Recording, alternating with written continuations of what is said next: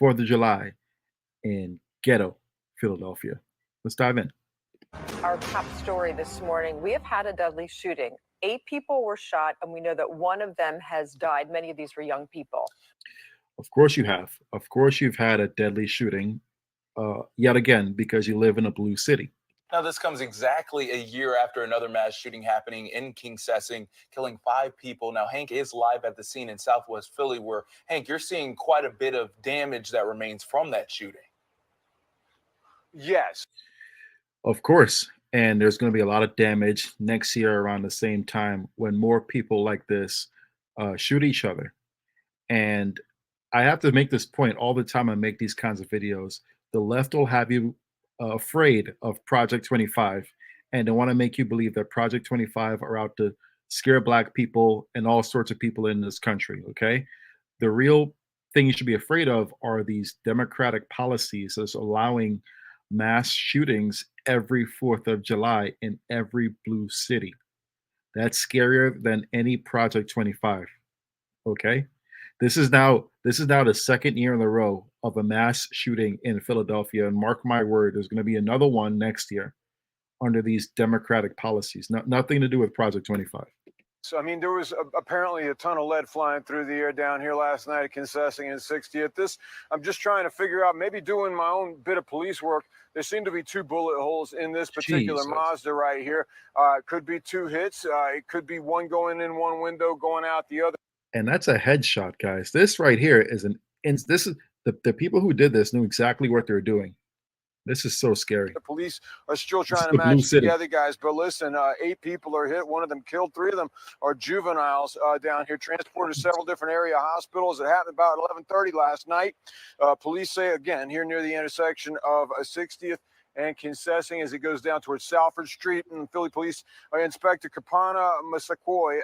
You can tell the ages of these people involved because look at the skateboard. It's a child's toy. Says that officers realized it was happening when one patrol officer found a person shot in the middle of Kingsessing. Officers on patrol in this area and saw a shooting victim lying on the highway.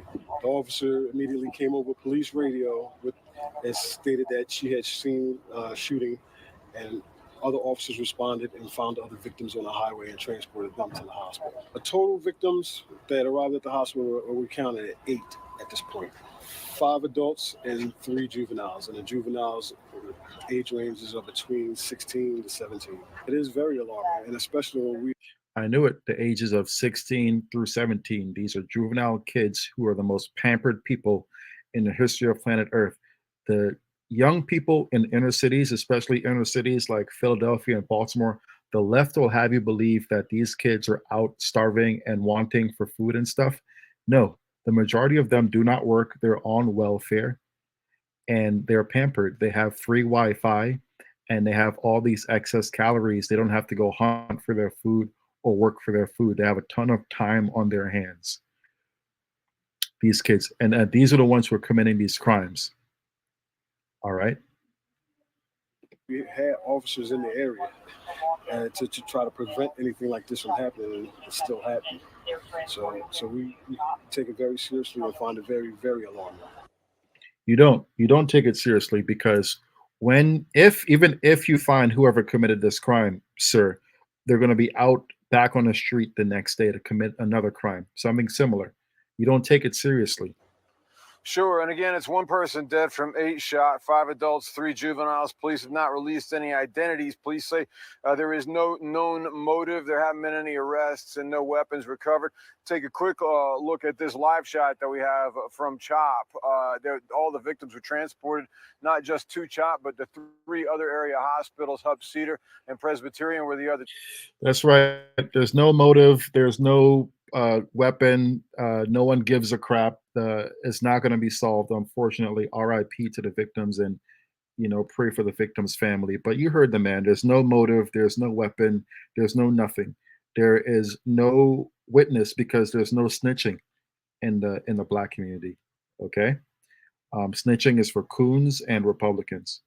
So this crime will go unsolved. So that's how it is. All right, and that's the joy of living in a liberal city. Let's continue. two, but they went to CHOP and these other hospitals via emergency vehicle, privately owned vehicle. Steve Keeley reports even one went by ride share, if you can buy that. But there's several crowds had gathered out here at the corner. Police say that when they got here, they had to be broken up at a certain point. I did speak with one woman who you'll hear from in about a half hour. I just now spoke with her, who said she just didn't understand how firecrackers, fireworks could explode into gunfire. Maybe that's some clue as to how it all got started. Police did tell us that there were cookouts happening out here, as there were everywhere else in the city on the 4th of July. They said they didn't distinctly know of any parties going on. So a lot of police work to be done here, guys, and police will be out here gathering video throughout the day. Count on that.